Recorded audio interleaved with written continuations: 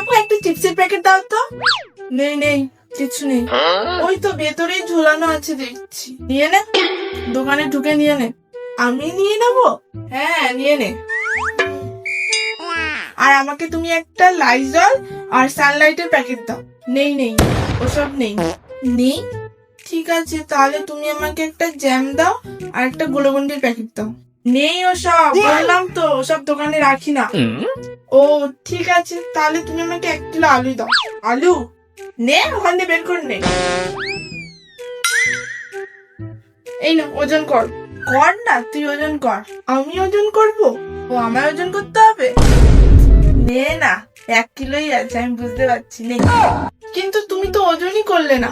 হ্যাঁ নিয়ে নে, মাপতে হবে না। নিয়ে নে। ঠিক আছে। কাকু, এই লজেন্স গুলো কত করে? কাকু,